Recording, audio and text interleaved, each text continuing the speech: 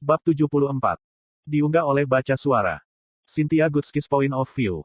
Dewan telah menyerahkan tag adamantin sederhana ini, diukir dengan inisial pemilik, untuk masing-masing Six Lands. Ide ini sebenarnya telah dipikirkan oleh anggota Six Lands sendiri. Ketika mereka meminta ini, mereka menjelaskan kepada Dewan bahwa mereka membutuhkan sesuatu yang terbuat dari bahan yang hampir tidak bisa dihancurkan sehingga bahkan jika tubuh mereka dilenyapkan, kalung itu akan tetap utuh dan digunakan sebagai semacam identifikasi. Itu akan menjadi kenang-kenangan bagi mereka, semacam peringatan suram bahwa mereka bisa mati kapan saja. Berbeda dengan wajah muram dari Six Lands, aku ingat dengan jelas bahwa Dewan bercanda dengan mereka, bertanya apakah ada sesuatu yang bahkan mampu menghancurkan tubuh mereka melewati titik pengakuan. Saya ingat tertawa bersama mereka, meskipun saya tahu. Meskipun aku tahu itu, ada makhluk yang mampu memusnahkan tombak yang dimahkotai dari muka planet ini. Tapi mengapa? Mengapa saya melihat tag ini begitu cepat? Masih terlalu dini. Mereka seharusnya tidak bergerak sepagi ini. Saya memperkirakan bahwa itu akan memakan waktu setidaknya 15 hingga 20 tahun sebelum mereka mulai bergerak. Saya pikir saya punya waktu. Saya pikir kami punya waktu. Direktur, suara ingin tahu Arthur mengguncang saya dari linglung.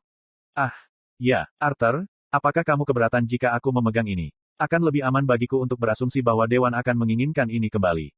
Aku memperhatikan nada suaraku dengan hati-hati untuk memastikan aku tidak akan melakukannya. Menimbulkan kecurigaan dari Arthur, bocah itu sangat tajam secara tidak normal. Semuanya berubah, bukan? Itu seharusnya menjadi pertanyaan, tetapi dengan nada suara Arthur, itu terdengar seperti pernyataan dengan keyakinan tersirat. Apakah bijaksana bagiku untuk memberitahunya? Atau lebih tepatnya, apakah dia sudah tahu sesuatu? Ya, tapi itu bukan sesuatu yang perlu kamu khawatirkan. Setidaknya, belum. Aku tahu senyumku dan kata-kata penghibur tidak akan mencapainya. Arthur, kadang-kadang kamu mungkin lupa, sial, bahkan aku cenderung lupa kadang-kadang, tetapi kamu masih anak-anak. Anak yang kuat dengan potensi yang tak terbatas, ya, tetapi seorang anak. Namun, mari kita orang dewasa menanggung beban untuk saat ini, milikmu waktunya akan tiba, apakah Anda menginginkannya atau tidak? Ketika saya mengatakan ini, saya menyadari pesan ini lebih untuk saya sendiri daripada untuk Arthur. Iklan. Ya, dia masih kecil. Tidak adil baginya untuk terlibat dalam urusan benua. Tetapi jika dia sudah tahu, apakah Anda mungkin melihat apapun yang diperangi Alea? Saya harus memilih kata-kata saya dengan hati-hati untuk memastikan bahwa pertanyaan saya tidak memberikan apapun. Tidak, saya tidak melakukannya. Jawabannya diucapkan dengan penuh keyakinan, tetapi untuk beberapa alasan, jawabannya membuat saya menebak-nebak diri saya sendiri. Namun, tidak ada gunanya mencurigai bocah itu. Tidak masuk akal baginya untuk menyembunyikan sesuatu tentang acara seperti ini. Tetap saja, aku senang dia sepertinya tidak tahu apa-apa. Aku mengerti. Yah, cukup tentang topik ini. Kamu harus khawatir tentang bagaimana semua orang lakukan. Aku membiarkan senyum lembut dan lega keluar saat aku mengatakan ini. Arthur Lewin. Tanggapan direktur entah bagaimana meninggalkan rasa tidak enak di mulut saya. Dia terdengar hampir lega mendengar tanggapan saya. Ya, bagaimana kabar semua orang? Pada akhirnya, saya memutuskan untuk pindah. Tidak ada gunanya bersikap skeptis terhadap semua orang di sekitar saya. Saya hanya akan berasumsi dia melewatkan menanyakan detail demi saya. Seperti yang mungkin sudah kau simpulkan, teman-teman sekelasmu tidak terlalu terluka. Kami telah mengirim mereka ke ruang perawatan guild untuk dirawat dan syukurlah, sebagian besar bisa datang ke sekolah hari ini. Profesor Glory sebenarnya yang paling terluka, tetapi dia menolak untuk disembuhkan sampai semua muridnya dirawat. Saya mendengar dia bahkan mengunjungi keluarga Anda untuk memberitahu mereka tentang kepergian Anda setelah membawa semua orang kembali. Direktur Gutski tertawa kecil. Bagus, bagus. Dan bagaimana kabar Tess? Saya bertanya. Wajah Gutski sedikit berkerut saat dia menunjukkan keraguan yang jelas. Tess baik-baik saja, jawabnya. Saya tahu dia memilih kata-katanya dengan hati-hati. Apa yang sebenarnya kamu maksud dengan itu? Aku mengangkat alis, mendesak untuk respon yang tepat sementara perasaan tidak enak mulai muncul dalam diriku. Ada beberapa komplikasi pada tahap akhir asimilasi. Virion saat ini merawatnya tetapi dia belum bangun. Suaranya tenang saat dia berbicara. Komplikasi. Suaraku terdengar sedikit lebih keras dari yang kuinginkan. Kamu harus mengerti bahwa kaki terakhir asimilasi adalah ketika binatang buas berjuang paling keras. Saat ini, Tessia dan Wali Kayu Tua berjuang untuk kontrol. Sejauh ini, tidak pernah ada kasus di mana penerima wasiat jatuh ke koma sejauh ini. Berdasarkan teori kami, tampaknya ada sesuatu yang khusus tentang bis yang akan Anda berikan padanya, Arthur, jawab Gutski dengan sungguh-sungguh. Apa, ini salahku? Saya menempatkan Tess dalam bahaya. Sebuah kebingungan muncul di benak saya ketika saya mencoba memikirkan penjelasan mengapa hal seperti itu terjadi. Ada sesuatu yang khusus tentang Elderwood. Apa itu? Ya, itu kuat, tapi apakah itu lebih kuat daripada binatang mana kelas S lainnya? Saya tidak akan tahu karena ini adalah pertama kalinya saya bertarung. Tertentu. Pikiranku kembali ke penjara bawah tanah, dan lebih khusus lagi, apa yang dikatakan Alea kepadaku. Dia telah menyebutkan bahwa iblis bertanduk hitam menyebabkan monster bermutasi dan tumbuh lebih kuat. Apakah itu yang terjadi? Apakah saya telah memberi tes inti binatang yang berpotensi rusak? Tidak, saya tidak bisa. Saya ingat Alea menjelaskan bagaimana inti binatang buas yang dikalahkannya secara misterius menghilang. Bukankah seharusnya itu terjadi pada inti binatang penjaga kayu Elder juga? Arthur, kamu baik-baik saja. Suara sutradara Gutski yang prihatin menggugahku dari jurang dalam pikiranku. Ya, hanya berpikir, aku bersuara saat mataku berkaca pada pemandangan malam kota. Bagaimanapun, Firion saat ini menjaganya di ruang latihanmu. Apakah kamu ingin pergi mengunjungi mereka sekarang? Direktur Gutski memberi saya senyum meyakinkan. Ya, aku suka itu. Kemudian lanjutkan, karena bahkan aku belum memperbarui situasinya. Firion belum mengizinkan siapapun masuk, tapi aku merasa kau akan menjadi pengecualian. Aku harus membuat sebuah perjalanan ke Dewan untuk memberitahu mereka tentang apa yang terjadi.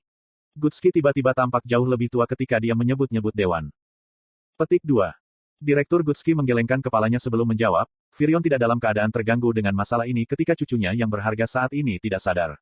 Dan selain itu, dia berada di sana bersama Tess adalah satu-satunya alasan Alduin dan Merial dapat berdiri jauh dari mereka anak perempuan dan tetap dengan Dewan. Petik 2. Saya mengerti. Oke, saya harap Anda selalu memberitahu saya tentang masalah ini. Saya berjalan ke pintu. Satu-satunya kekhawatiran saya adalah bahwa Anda mungkin harus lebih terlibat kali ini daripada yang Anda inginkan. Direktur Gutski menghela napas sebelum embusan angin menyelimutinya dan membawanya pergi. Iklan. Saat aku turun dengan menaiki lift, Sylvie bangkit dari tidurnya.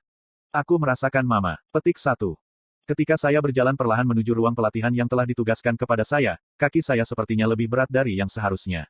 Saya tidak tahu bagaimana saya akan bereaksi jika Tess terluka. Satu-satunya alasan saya merasa tidak perlu mengunjungi orang lain segera adalah karena saya menganggap semua orang akan aman. Aku berkata, aku merasakan mama. Sylvie memukul dahiku dengan cakarnya. Aku tahu. Aku melambaikan tangannya sebelum mengalihkan fokus kembali ke pintu masuk raksasa dua pintu yang semakin dekat. Aduh, kulit di bawah cincin dimensi saya tiba-tiba terbakar seolah ada sesuatu di dalamnya yang ingin keluar. Mengabaikannya, karena aku punya masalah yang lebih mendesak, aku meletakkan kedua telapak tanganku di permukaan pintu dan mendorongnya terbuka. Begitu pintu terayun terbuka, aura menyeramkan yang tidak dikenal tampak melonjak ke depan dalam upaya menjebakku. Kabut gelap ini terasa seperti ribuan tanaman rambat berduri saat melingkari tangan dan kakiku. Siapa? Arthur. Di tengah gelombang gelap yang tampak memancar dari titik fokus tertentu, aku mendengar ledakan suara serak kakek Firion. Ya, ini aku, kakek. Apa yang terjadi? Aku berteriak melewati suara yang mengingatkanku akan deburan ombak samudera terhadap tebing. Ya Tuhan, apakah aku senang kau masih hidup, bocah? Kurasa aku menjadi agak berterima kasih atas kegigihanmu yang seperti kecoa, haha.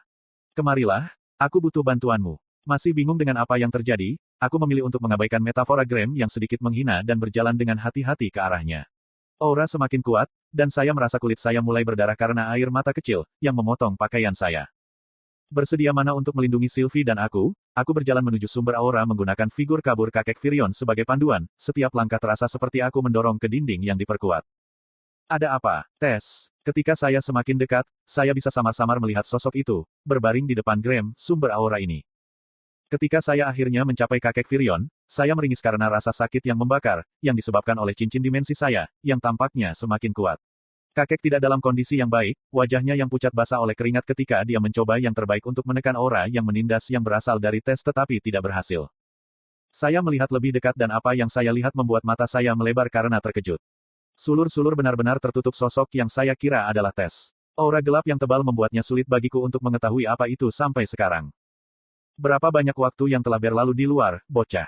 Kurasa aku sudah menahan aura busuk ini selama kurang lebih 1 hari sejak dia kembali dari penjara bawah tanah. Dia tertawa geli. Apa yang terjadi padanya, kakek? Aku tidak ingat hal seperti ini terjadi ketika aku berasimilasi dengan wasiat naga Sylvia. Jujur, aku tidak yakin biasanya, tujuan asimilasi adalah untuk memungkinkan tubuh tuan rumah untuk secara bertahap menahan dan mengendalikan kekuatan kehendak binatang buas, tetapi dalam kasus ini, tampaknya sebaliknya. Aku mulai khawatir bahwa ini kehendak binatang buas mencoba mengambil alih tubuh Tess. Suara gemetar kakek Firion dipenuhi dengan kegelisahan. Bagaimana mungkin? Aku belum pernah mendengar hal seperti itu terjadi. Alisku berkerut saat aku merenungkan kemungkinan penyebabnya. Pikiranku terus kembali ke binatang buas mana yang telah dirusak oleh iblis bertanduk hitam. Aku tidak begitu yakin, bocah. Aku merasa seperti Elderwood yang kau lawan mungkin telah dimutasi. Suara serak Firion menunjukkan bahwa dia kemungkinan besar berada di titik puncaknya. Saya siap mengambil alih untuk kakek, mengabaikan sensasi terbakar dari cincin saya yang ternyata semakin menyakitkan. Itu terjadi bahkan sebelum tanganku menyentuh permukaan kepompong tempat tes berada. Aku bisa langsung mengenali suara daging yang merobek ketika aku secara naluriah menggeser tubuhku dengan harapan untuk menghindar tepat waktu. Kiu, ayah. Baik suara Sylvie dan Virion terdengar teredam melalui deburan gendang telingaku.